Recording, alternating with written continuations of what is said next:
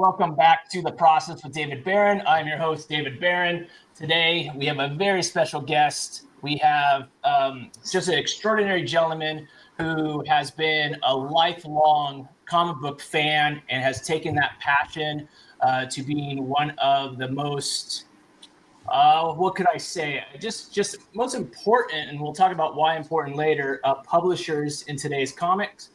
Let's welcome our guest, Dinesh Shamdasani. Hey, thanks for having me. What an intro. Hey, for being on. Someone else. Yeah, so of course we have producer Mike on the show as well. Mike will always be providing that fan type of questions and opinions while Dinesh and I talk in our pro-to-pro, creator-to-creator type of style format. Today, our whole topic is about fan engagement. And Dinesh, I think I can say that fan engagement to you is almost number one after making a good comic, which you and I kind of agree on. Would you agree on that? Yeah, it's the most important. It's the most important. So really, we're going to talk about engaging fans, why it's important, why you think it's the most important, and we're going to hope that we can shed some light for other creators who might struggle with that or might have just a different opinion and see if we can kind of put some of our thoughts, onto them. Let's talk a little bit about your background. And I'm going to leave it to you on how much you want to say or don't say, but give us a little bit about how you got into comics and where you started up until now with that idea. How I got into comics? By accident, I guess. I think some people know I ran Valiant for about 15 years. Loved Valiant as a kid. Valiant went away, and then I, through a complicated process, found myself in charge of Valiant post the company that owned its bankruptcy and trying to figure out how comics worked. And I just had to figure it out. Yeah, and so when you say on accident, it's that you were not planning to be a comic book publisher when you were, 19. No, I think even when I was in charge of Valiant, I was doing everything I could not to be a comic publisher. I just wanted to read more Valiant. The only way to get them was to make them. Figured out the hard way. Yeah. So in reality, you were this fan of Valiant. I mean, I've seen a famous picture of you with a Valiant birthday cake when you were 10, 11? I think I was 12. 12? Maybe 11. Yeah. So it's like one of those things where, you're a lifelong fan, you wanted more Valiant comics, so you took it upon yourself just to make more. And I think there's a lot of Valiant fans out there, myself being one of the OG Valiant titles. So it's kind of like one of those things where you just, you got to make it. If you want it, you got to make it yourself sometimes. And that's what you did. So that's how it happened, huh? You have no desire beyond it. What did you want to be? If I was talking to young Dinesh, let's say at 15, what was young Dinesh thinking that he wanted to be? No idea. I think no idea. Even now, I think it's the same. It's just want to be involved in making cool shit. Whether it's a comic book or some kind of a figural toy or a movie or video, whatever, just anything cool with creative, cool people. That's it. Okay. All right. No, that's not bad. I mean, it's obviously we talked about me where, like I started at 15. So whenever I ask that question, like what do people want to be at 15? My son, all his life's wanted to be a pro soccer player. His whole idea is that, that he's been driven. As soon as I decided I wanted to be a comic book artist, that's all I, focused on. And so it's always. What age was that? When did you decide that? Yeah.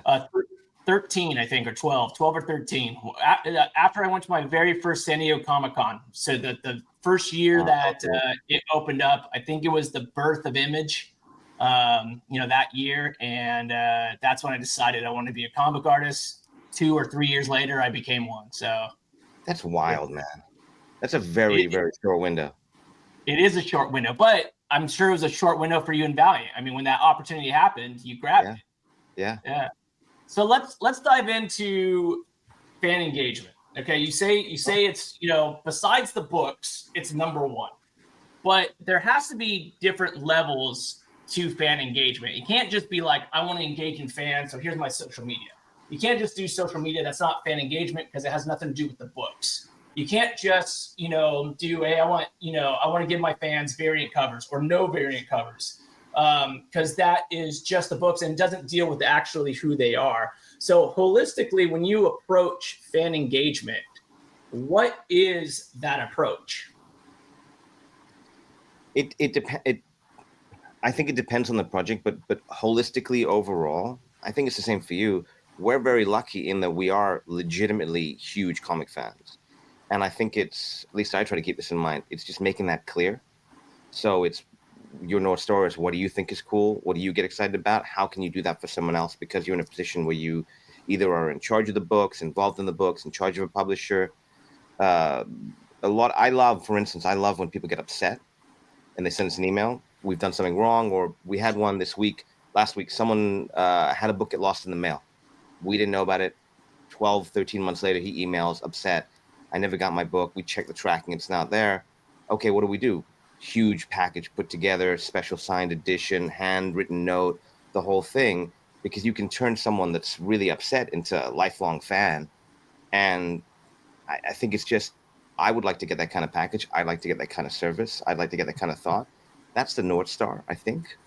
Yeah, I mean, Rob Liefeld, who's always a hot topic, in comics, and after all these long years, so clearly he's doing something right with his fan engagement. Yeah. And I remember when Image first started, and I had Youngblood #1, and Brigade came out, and other titles came out, and you could join the Extreme fan club, and I did that instantly. And what did you get? Did you get like a package?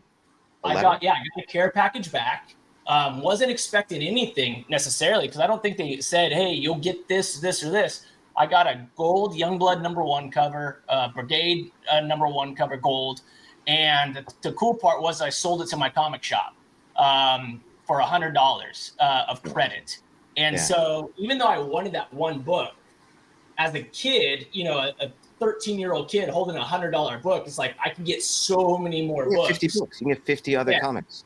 Yeah, and so I did. I did it that way because I already had, Youngblood, and I wasn't thinking of variants, the way they are now. And I think, in the long run of things, I probably made the right choice. Yeah. But that was a fan engagement of making something special for someone. Rob Liefeld and Bad Idea is not necessarily something that everyone can do. We can't necessarily send a huge care package, but I do think the sentiment can still be translated. I know that a lot of smaller, smaller books or smaller creators, they'll send stickers, they'll send a hand note, they'll send, a small sketch. I know I do the same, almost every single time I send out something to my fans. It goes a long way. You do an original sketch every time? Sometimes, Sometimes I'll just put it on the board. Sometimes I'll add a remark to the book. Sometimes, we try to do what we can because what we're talking about in fan engagement is that sincerity and that true, thankfulness that they're supporting us, that they're engaging with us. And it's gratitude. And sometimes it's not even supporting us because sometimes we could be losing money on it. So therefore, it's not really supporting, but it is having that gratitude that you said for that engagement, because I do think fan engagement fuels the comic world. Without the fan engagement, creators can kind of get lost on their own, joy of what they're doing. Because as much as an artist creates art because that's what we do, we also want it seen. So I mean, that's a good thing. You guys do a lot more on fan engagement. So you have been known, at least I feel like you have been known, and you can always argue this, for not necessarily the gimmick, but for the idea to, as you just said, get a hate mail or an idea to help, just make a headline. Like the Invisible comic. You were the first to get a graded comic that was invisible. So, like that's so stupid. It's so stupid. To each its own, in my opinion. But those type of ideas are also engaging to fans. Now, they kind of go with the 50-50, right? Like some people hate them, some people love them. you don't care about the hate at all in fan engagement because you're not really doing the fan engagement on those type of ideas for the haters anyways. At Valiant, it came from Valiant. At Valiant, you remember, we tried to be everything they said to be, everything a publisher should be. 999 trades, don't do too many variants, over deliver in terms of quality and content, etc. And it worked barely, but I think if you look back, it worked. And then at Bad Idea, we were thinking, okay, Valiant wasn't the house that we built. We were just refurbishing that house. And the point of view from Jim Shooter and Bob Layton and Baron Smith, all those guys, was to do that. If now we get to build our own DNA, what can we do, having known the levers of comics for 15 years? And one of the things we experimented with was, like we said earlier, if someone hates you, it's easy to turn them to love. All you need is a reaction, one way or the other, some kind of a reaction. So can we do both? Plus, if people are talking about you, they get close to that tipping point where they support, they consume the content, they buy the books. The worst thing is when people go, oh, that's great, and then they forget about it. Who was it at Marvel? I think it was Buckley. Somebody at Marvel told me this really early on at Valiant. They said, whenever we get people upset with a book, we do something with Wolverine, they get upset, that book's going to sell like crazy. Whenever we get people going, that sounds awesome, book does not sell. DOA. And it's that constant churn of comments and anger that fuels awareness that then fuels the sales of the book. And so we tried that with Bad Idea, and we still do it to an extent. I think the period we're in now, we're experimenting with a different part of the gauge. We went a little far in terms of the hate initially because we were new, and now we're trying to focus a little more on really over-delivering with the books to match that and being a little less annoying. I think the marketplace got complicated with multiple distributors. And so we thought, okay, well, when the industry was very simple and we had Diamond, everything was simple, we can be annoying. Now that it's complicated, we need to be a little less annoying and make things a little simple on our end. Right. I mean, because one of the things about Bad Idea when you first started was you had, and this goes still to the topic of fan engagement, because this is the idea of how you're engaging with your fans with your books, is that you only had a select number of stores. Was it 20? We wanted to start with 20 stores. We ended up getting about 300 applications. So when we launched, we were 250 stores, but we wanted just 20. We didn't want to, we just assumed there would be 20, no more. Okay, but you had 250 stores at the start. At launch, yeah. At launch. So you had 250 stores who wanted to be exclusive, Bad Idea partners for your books. They were only allowed to sell one copy to each customer? Yeah. We want to try and tamper down on speculation. Okay, and again, this is all going with fan engagement. They were the first customer to buy the book at that store was given a gold pin. Yeah. And that golden pin, we'll talk about the gold pin, later again. And was there anything else that went to fan engagement with the selling of the books to these stores? There was a list of rules. There was a post they had to put up with all these rules. The first thing we did, though, was, I don't know if you remember this, we did something called the button. Remember the button? Mm-hmm. It was a website that you would go to, and it just had a big button, a big red button, and you had to click it. Right. And we wouldn't launch until we got, I think it was 1 billion clicks. And I was shocked. People would just be on their phone all day long in meetings. They'd be on the phone clicking it. I would get people calling me going, I'm just clicking the button all day long while I'm on the phone with you. Creators, writers, artists. I'm like, what are you doing? This is for the fan. People just loved clicking this button. We did end up getting to 1 billion clicks. We cheated a little bit. But then as the button was getting certain milestones, we would put out, okay, here's the name of a new book. Here's a page from a new book. And that seemed to work really well. Yeah, I do remember that. I do remember clicking the button at least once. Thank you. Yeah, of course. Yeah, you always have my support. Yeah, so that's another version of fan engagement. Getting people. I mean, that's the ultimate understanding of getting the hype building for your product, getting them engaged, giving them something other than just 22 pages to read. Okay, so something new, something different. It's anticipation. Yep, it's trying to break the noise. It's what 12-year-old David Barron would have wanted in a comic book as well. Yeah, Mike. Yeah. I got to go back to the Invisible comic, man.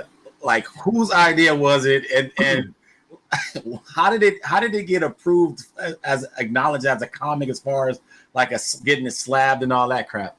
It's such a boring story. I'll tell it to you. It's very quick. It's very boring.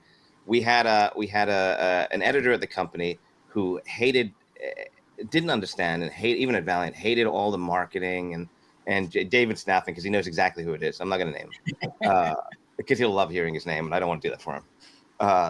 He hated all this stuff and totally misunderstood why people wanted comics beyond just a story. There's a whole 360 and all of it's good. All of it's fine. Some people hate pieces of it. It's all wonderful in my opinion. And he said, you guys are such assholes. Why don't you just fucking slab some air and sell that? And we were like, that's a great idea. Because what it did is it reminded us of this Andy Warhol, and he loved Andy Warhol. He loved to be like this intelligentsia guy. So we were like, there's this Andy Warhol statue that Andy Warhol put out, I think in 80 something. And he just put a like a placard and a stand, and it was nothing there. And the museum's like, we commissioned you for this statue. What's going on? And he said, it's an invisible statue. And it was a sensation. People lined up in New York for months to see this thing. We thought, we'll do that. So we got in touch with CGC and said, can you slab air? And they were like, that's okay. Let's find out. And they came back, no, the machine needs something to slab. And we went, okay, wait. We're going to get some acetate. We're going to fold it in half. We're going to put some staples on it. Can you slab that? And they went, sure. We said, would you do 36 of them for us? One in each grade and 10 9.8s, I think is what we did. And they said, sure. And then what do you want the label to say?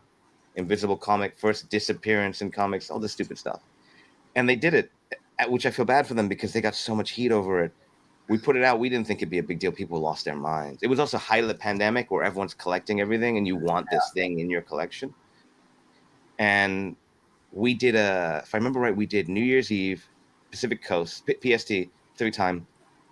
1 minute before New Year's Eve, we sent an email out saying, we've got 1 hour or one day, I forget it was, and the 36 highest offers get it. Thinking people would say, here's $10, here's 20.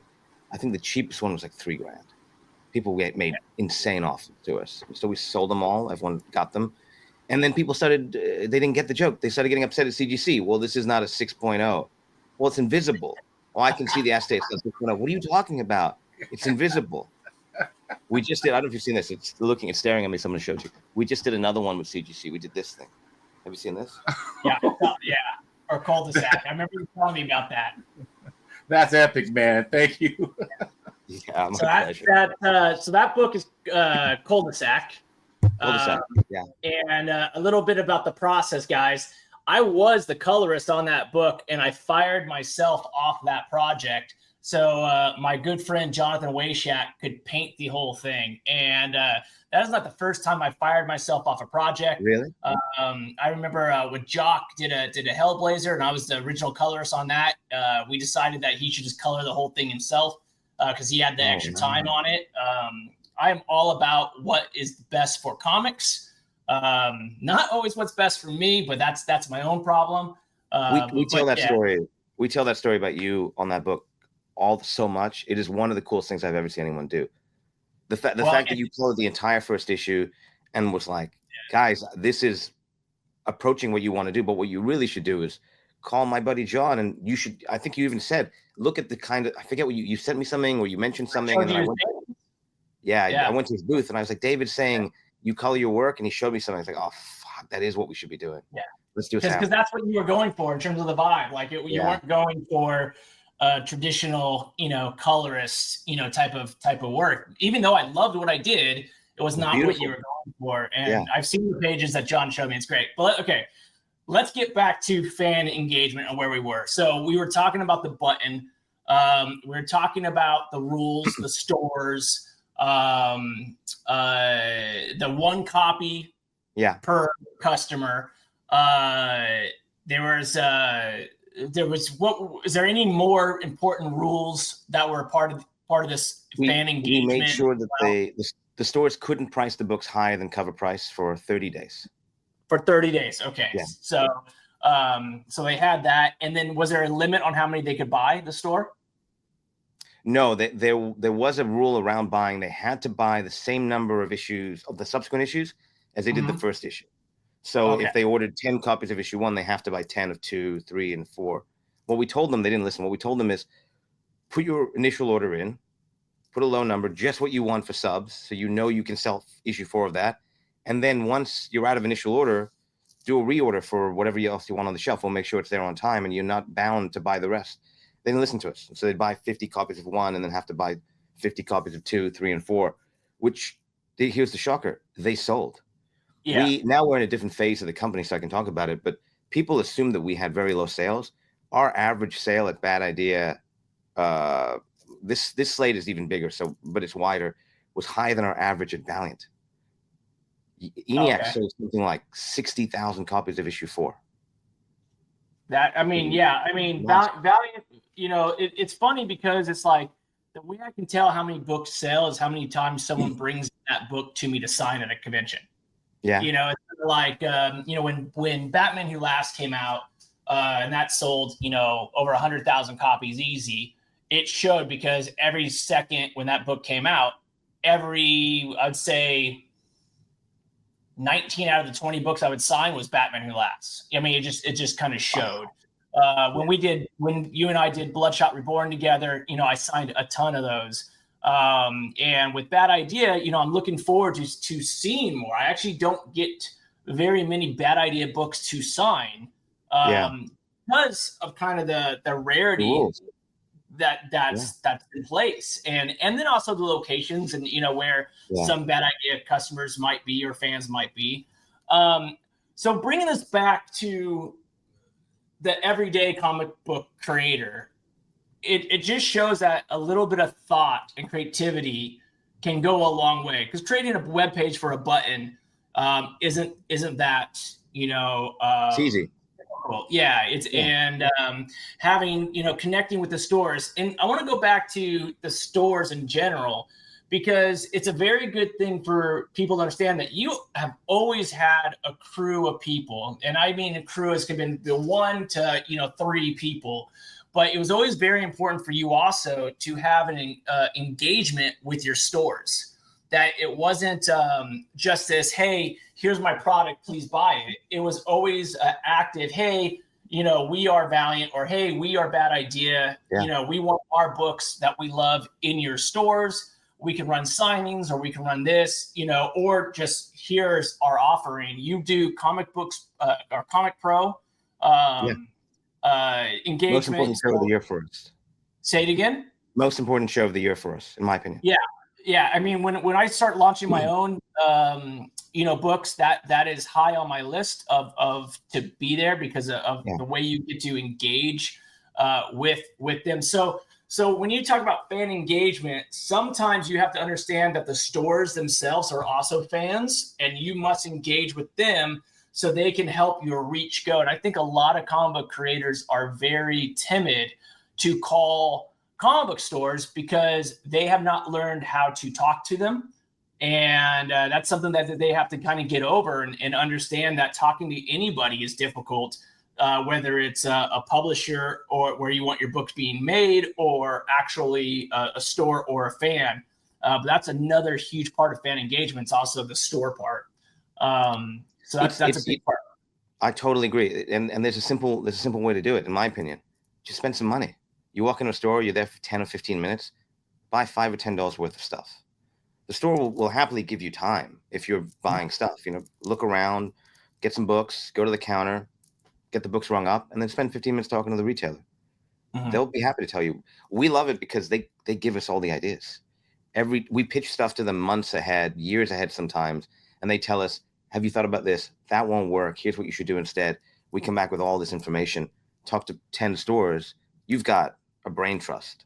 They're boots on the ground. They see what's moving literally at the floor level every day. They know much better than we do. Yeah. And I mean, it is their livelihood. And sometimes they're, 18 to 19-year-old, student, who's working at the shop because they're a fan. They are some of the best, walls to bounce ideas off of. I remember John Nee at Wildstorm, head of Wildstorm, him and Jim Lee, when I was, 15 and 16, he would come in and sit down with me as a nobody and just say, what do you think of this book? And I'm like, oh, yeah, it's okay. it's okay if you don't like it. It's like, it's like, I'm firing everybody. And I was like, whoa, like please do not do like all that pressure put on a 16-year-old that I just got that whole, art staff, fired because I didn't read the book, and That's it's so like, interesting. He knew you were the closest to the audience at that age. yeah, I was a fanboy. I read everything. I mean, DV8 was like one of my favorite books, and then look what else, Warren Ellis at that time, created and did. And I mean, he was the top. It's like, yeah, give that guy, everything. Everything he writes was entertaining. And then same with the art team, Roberto Ramos before, Cliffhanger and all those other things he's gone on to. He was, on that book, and they just said, like, why do you like this? Why do you don't like that? I think that could be a slippery slope. I think that's good for more publishers than it is for creators, because ultimately you're creating your own. But what it does regardless is it gets them emotionally invested. Even if you take none of their ideas, they feel like when they see you coming out there and they see whatever you're doing, the promotion signings, they're going to go, I gave them that idea, even if you didn't take any of their ideas. And now they feel invested and they'll stalk it. And that's the engagement part. Yeah, no, absolutely. Absolutely. So I mean, it works all the way. So even if you're not talking, that the big, the big overall concept of publishing ideas, it still can work just to be engaged and in the community. One of the things I fail at because of my lifestyle right now and how busy my schedule is that connection with stores. And 10 years ago, 15 years ago, I had a much bigger connection with stores, around the country. Now it's a lot of connections with, more conventions and other creators and publishers. Let's go on the whole idea of no gimmicks, just substance versus a lot of gimmicks to get your substance out there. Where right now is your scale on bad idea? It moves back and forth depending on how, just candidly, moves back and forth depending on how excited we are for the books. The more excited we are for a specific book, the louder we'll get, the crazier we'll get, because we're just trying to build awareness. When we go quiet on a book, it's because we are feeling like maybe it's it doesn't mean it's a bad book, just the wrong time for the book. The marketplace is saturated with that kind of book. But Cul-de-sac, again, this insane thing, because we love this book. What Mike Carey and John Washak did on this book is insane. It's one of the books I'm proudest of. So we really wanted to beat the drum on it. We've got this book coming up called Ordained that Rob Venditti did with Trev Hairsign. Yep. We haven't announced the other person. We love that book. So that's one we're going to do a lot about. I want to tell you because I won't call you after. I'm going to get your opinion on this. It was an old comics pro that left comics, and then we brought him back a little bit, and I'm excited. His pages look really good, but that one's one we're very excited about, so we'll do a lot there. Because we found that you can get loud and annoying with the marketing if the substance is there. If you do it without substance, people, they don't give you another chance. They don't listen the next time. Right. I mean, so like take Miko's cover right now, Hank Howard, Pizza Detective. Yeah. What did you guys do for that book? Let's take this piece right now. Like, what did you do for them? So this is an interesting case because this one hasn't come out in stores yet. What we did was we did a Kickstarter where we had 3 Hank Howard Pizza Detective short stories, 8 pages each. And we loved them, and the response was really good to them. And I don't know why we decided to add 200 pages of new stories and do it as a big deluxe hardcover. It did really well for a 6-figure campaign. And as the campaign was building, we saw how excited people were. We wanted to go bigger and bigger. And so you and Miko on this one, we brought Rizzo in to do a cover. Alex Maleev did the hardcover, painted cover itself. We wanted to bring in some really AAA creators to do AAA versions of the character. And that really got people excited. So for us, this one was more the opposite. It was how do we take something gimmicky and then add substance to it after the fact. And and that's why I brought this one up for that reason. And also there's a big difference between in-store and Kickstarter for the gimmick part. A lot of times Kickstarters, they want that little bit extra to make it, more special. So you kind of have to figure that part out as a creator of what do you add that doesn't necessarily break your budget, but still gives the creator or the fan some type of fulfillment. That's why we waited. I mean, if you remember, you were doing this during the campaign. It wasn't until we saw that what do you call it? Like the raise, the amount was a substantial amount. We were like, okay, we can take a little bit of this and we can make this bigger and we can bring some big people in like you guys. Yeah, as soon as you hit that, those benchmarks, usually you unlock, a new goal, and that's always great. I have, as always, 100 different questions I think are super relative. You're always so prepared. Yeah, but I am. But I want to kind of keep going on the whole fan engagement side a little bit more. We're getting close to our time of where I want us to be. If you're watching the video of me coloring right now, you're going to see like several different versions right now popping up. Because just because I do one, I always want to try to do others to see if I got the vibe right.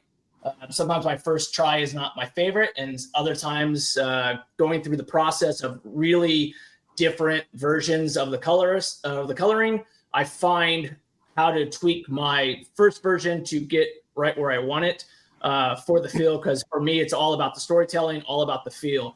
But going back to you did something that was so funny. You said that, you remember you sent this email and you said, I did the one thing a freelancer should never do with a publisher. I'm giving you choices. Here's 3 choices. They were all beautiful. Because I did really like them. Yeah, I had 3 different choices so this final one that popped up was my second choice, or my second version that I went to as my first choice. And because at first, as you saw when I was coloring through the whole thing, it was more red. But I just felt like that pizza sauce, cheese color was a little bit better, and still kind of gave that mood. But giving publishers options is the worst thing you could absolutely do, because that's when they go, well, I have options. What if we mix these? And then all of a sudden you're doing, 4 more options. Yeah, don't give options, people. Give them what you want. But I trusted you. I even said that in the email. I trust you guys not to go crazy. But yeah. Okay. So we just talked about kind of that whole engagement side of almost hate mail turning into a positive thing.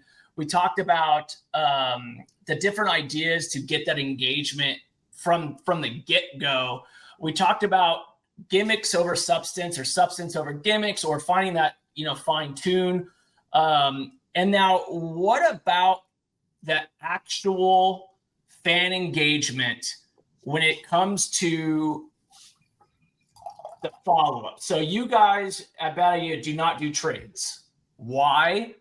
And how does the fan engagement side to that go? Because as a creator, I have my own floppies, my own floppies, and it's always the trades that sell better than the floppies. Because people, when they're giving me a chance, they'd rather give me a chance on the whole story, because they're never going to come back with one. Okay, or I may never see them again. So they buy issue 1, they like it, they're like, oh, I can't get 2, 3, and 4. So usually they just get the trade.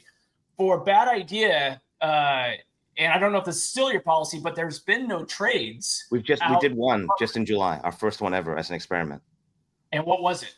The hero trade. We did a $12.99, 240 something page trade with a gold foil cover for the logo, so the stores would hopefully forward face it.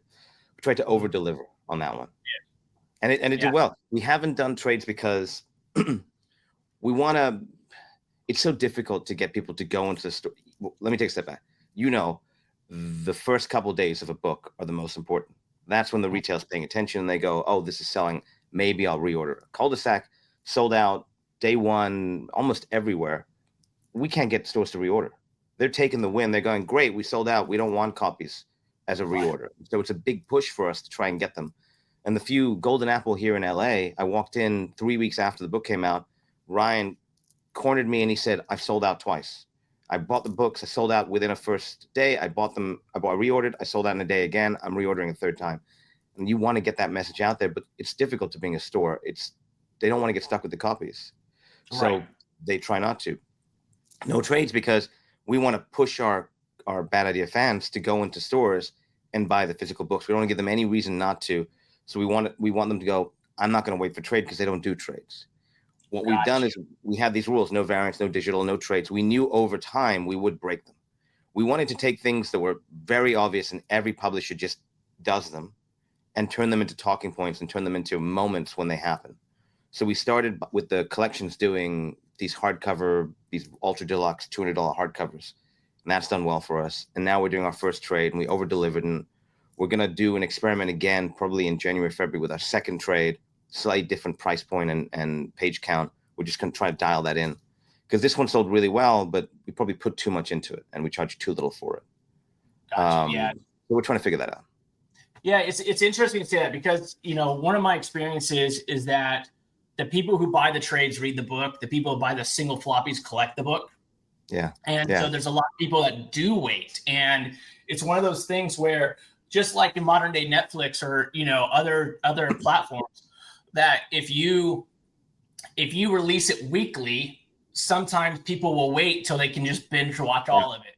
And then other people will be there on that weekly schedule because they want to be on top of it. No spoilers. It's a different engagement for the fan, which is exactly what we're talking about, where each person really has to weigh their own pros and cons and figure out what is best for them. And that gives them satisfied. Because to me, what you're saying is spot on, that if there is no trade, then you have to go buy the books. And that helps the stores. That helps, it helps the overall process of everything. My biggest gripe in comics has always been that people treat comics as disposable one-off stories instead of books that you can read for decades, you know, in the future. I hate that modern day readers, you know, have not read, you know, Planetary by Warren Ellis and John Cassaday, or, you know, Alan Moore's, you know, Watchmen, or you know, Swamp Thing Run, or, you know, From Hell. I mean, you have all these different, you know, to me, even Jim Lee's and Chris Claremont's, you know, X-Men run. You know, it's like the fact that they're not reading those, and to me is kind of disservice of what we do as a creator, because everything, as you know me, everything I write with such passion and detail, with the idea that this is going to be read forever, you know, like a novel, as opposed to, this is July's monthly book. If you don't read it in July, you'll never read it. And that's never in my thought process of writing. We're the same, but you're held back by everyone else who is writing disposable comic books, and then the reader is going, well, these are meant to be disposable, right? This is 2 months old. Why would I read that? It's like watching the news from 2 months ago. It's not relevant. And this is why you can regurgitate. This is why you can regurgitate people's ideas and no one knows. And and when a reader like you and I, you know, go, well, don't you remember 20 years ago when they did that, or 5 years ago, or 2 years ago? It's just like, you know, it's one of those tough things. And so I think, how does that pertain to fan engagement, is you have to kind of understand your fan. Fan engagement is also understanding your fan. I think that's something you've always done really well. So let's talk a little hype about Bad Ideas fan engagement that I know that you do really well. You throw a San Diego Comic-Con party. And yes, you invite, you know, artists, you know, and creators, but in reality, this is a fan first party. Yeah. You've got to have a gold button to be able to attend. We don't really police that, because any fan that comes, if they've forgotten, if they don't have one, it's fine. You just mentioned that you watched. Yeah, you just mentioned that you watched Dinesh on the process, and he'll let you write in. You know, I saw you on David. You'll get right in. Oh, sure. No, it's true. You don't. You know, it's because it's all about fan engagement. You want it, and you want to see it, but you also want to make sure that the fans come. They get to have free food, free drinks with you, something that no other publisher does. Period.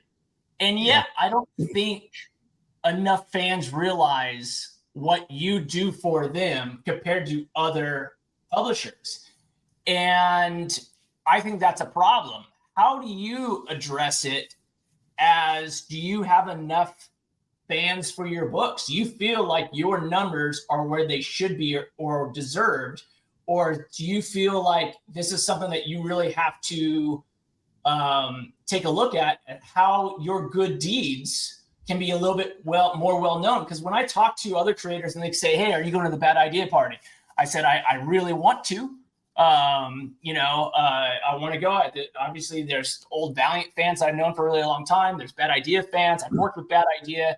I would love to, be at that. San Diego is this madhouse of networking for professionals, but to get there is always a good experience. But for the fan, this might be their only party that they could get into for free. For what they're trying to mingle with professionals, with the publisher, with yourself, take pictures, get a free drink, get a free food. That's unheard of for anybody in the comic book industry that deals with their fans. Yet I don't hear enough talking about it. What do you think about that? It's tough. It's tough to break through the noise, right? It's tough to break through the noise, and there's not a good system to talk about anything really in comics. Where do you go to get your news? I can't name a single place. They've all gone away. Social media is fractured. I play this game every year with creators at San Diego where I say, what's the big Marvel crossover this year? What's the big DC event this year? Most people go, I don't know. I'm like, you work in the industry. Half the time I'm like, you know what? I don't know either. I know the DC one because I play this game, but what's the Marvel one this year? I got to look it up. Yeah. I think even they're struggling. This year we had twice as many people as we did last year at the party. So that's good. But yeah, we struggle with getting the word out there. I think a lot of the fans that we email and say, come to the party that are in San Diego still feel like, well, I'm not really, they're being nice, but I'm not really invited. I don't want to step on anyone's toe. I don't want to go where I'm not really welcome. It's like, no, you are welcome. I think it's time. I think everything in comics is time, which sucks because it's such a grind and you either burn out or it doesn't make financial sense anymore. But the people that are super successful, Marvel, DC, the big Image books, it's just time, right? It's those long runs of creating new readers through single issues, trades, hardcovers, reissues, all that stuff. That's how we look at it. Every year, just get a little bigger. In terms of our numbers, this year going wide, we had projections up front. We're right on with our projections. I'd like to be a little higher, but we're right on with our projections, with the exception of Planet Death, which that blew everything away. That sold way too many copies. It's awesome.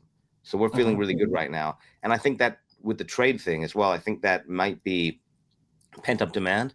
So I'm hoping that if we experiment enough, get the trade program correct, and then do a big trade program, we'll find, again, the trade audience, there's pent-up demand. We weren't sure we're going wide. Every store that we weren't in, we were only in 250 stores. Did people care about us in those other stores? Were they getting them at the stores we were in? Were they just not getting them? Did they know about us? Seemed like they did, which is nice. Yeah, I mean I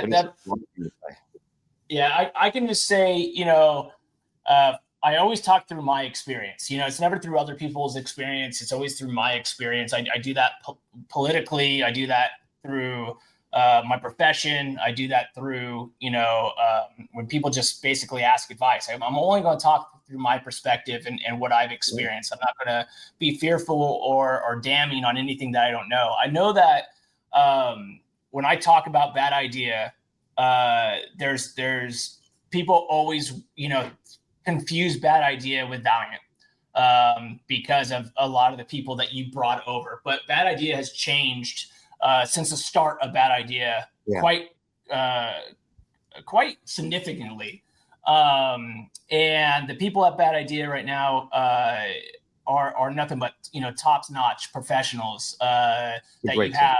Yeah, it's absolutely a stellar team, and me, I wouldn't say that if I didn't think that working with you guys.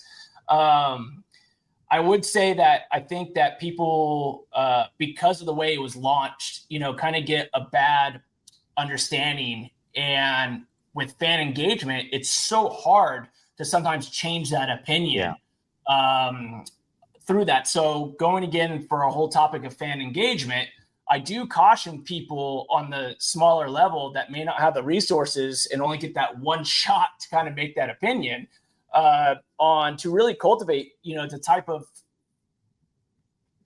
approach you want for your comic and for yourself, and to keep it sincere. And that would be my kind of last word on fan engagement.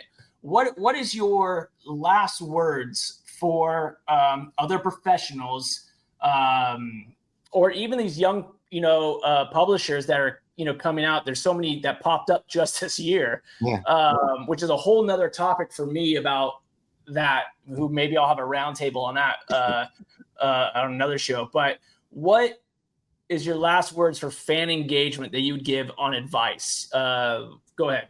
It's terrible advice. It's terrible advice. Sorry, I was drinking too much. I saw Oasis last night, David. So my voice is gone. Too much singing and drinking. Are you going to be caught doing something wrong? No. I was at the Oasis show last. No, not caught doing it. No.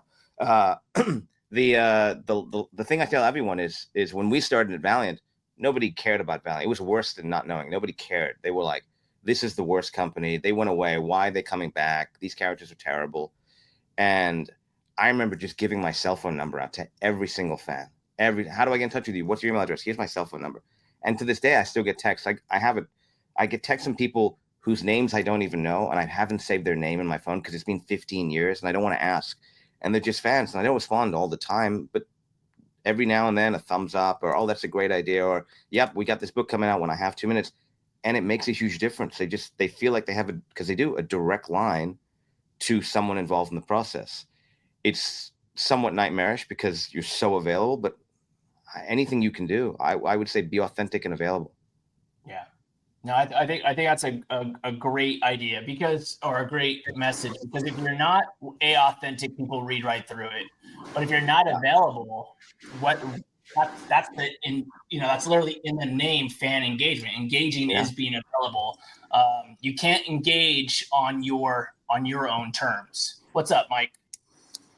Oh, I thought you guys were wrapping up. Yeah. Hey, Mike. You said last word.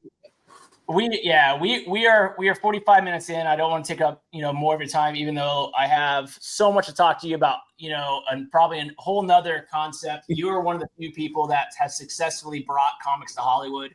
I know that's a huge motivation for a lot of pros in this day and age. I would love to have you back on just to talk about anytime. The perils about, only making comics for movies or hoping. For me, I always make comics that I want to read myself. That's the whole mantra that I have, my motto, because to me, don't make comics if you really want to make movies, just go make movies. Yeah. It's frankly easier. As crazy, as hard as it is, comics is harder. Yeah. I agree with you on that one. So it's one of those things, but maybe we'll have a talk about that. Dinesh, I want to thank you so much for coming on and talking about fan engagement. I think you are one of the kings of fan engagement, absolutely understanding that without fans, comics is nothing. Being a fan yourself from such a young age, I appreciate the time that I've had with you, not only today, but in comics in general. How long have we known each other now? I mean, 2010, 2011, right? 2010, 11. Wow. So you've seen my son grow up, and it's been great to create so many books. Grew up and he's killing it. He is. Awesome. He's doing really well. Yeah.